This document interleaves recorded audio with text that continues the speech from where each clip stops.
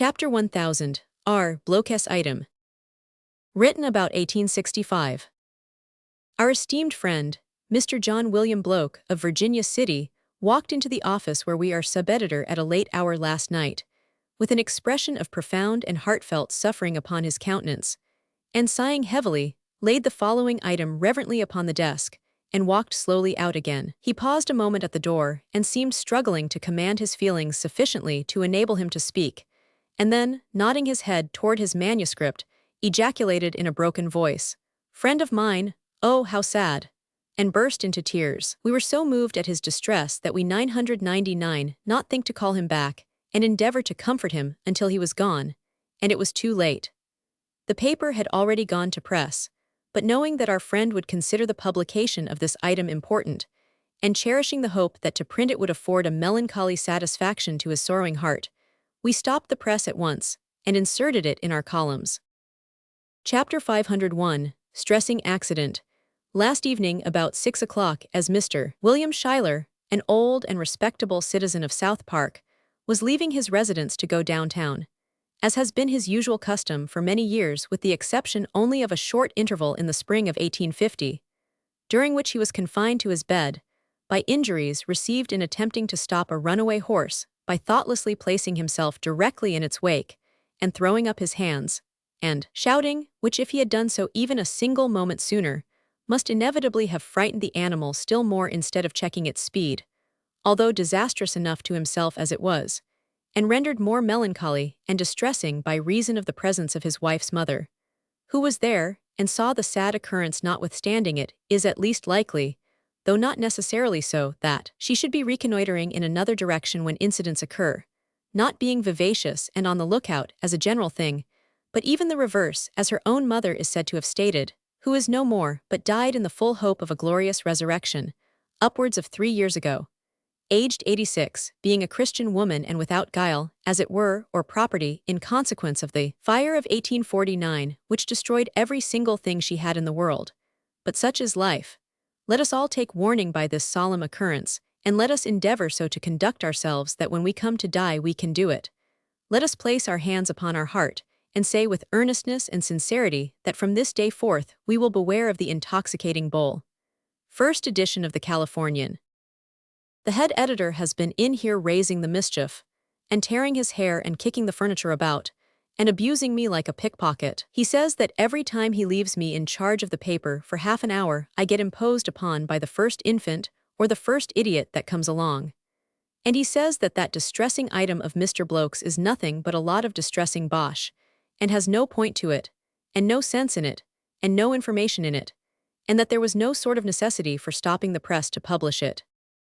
Now all this comes of being good-hearted. If I had been as unaccommodating and unsympathetic as some people, I would have told Mr. Bloke that I wouldn't receive his communication at such a late hour. But no, his snuffling distress touched my heart, and I jumped at the chance of doing something to modify his misery. I never read his item to see whether there was anything wrong about it, but hastily wrote the few lines which preceded it, and sent it to the printers. And what has my kindness done for me? It has done nothing but bring down upon me a storm of abuse and ornamental blasphemy. Now I will read that item myself, and see if there is any foundation for all this fuss, and if there is, the author of it shall hear from me. I have read it, and I am bound to admit that it seems a little mixed at a first glance. However, I will peruse it once more. I have read it again, and it does really seem a good deal more mixed than ever. I have read it over 5 times, but if I can get at the meaning of it, I wish I may get my just deserts. It won't bear analysis. There are things about it which I cannot understand at all. It don't say whatever became of William Schuyler. It just says enough about him to get one interested in his career, and then drops him. Who is William Schuyler anyhow, and what part of South Park 999 he live in? And if he started downtown at 6 o'clock, 999 he ever get there? And if he 999 anything happened to him? Is he the individual that met with the distressing accident? Considering the elaborate circumstantiality of detail observable in the item, it seems to me that it ought to contain more information than it does. On the contrary, it is obscure, and not only obscure but utterly incomprehensible. Was the breaking of Mr. Schuyler's leg, 15 years ago, the distressing accident that plunged Mr. Bloke into unspeakable grief and caused him to come up here at dead of night and stop our press to acquaint the world with the circumstance. Or 999, the distressing accident consist in the destruction of Schuyler's mother-in-law's property in early times.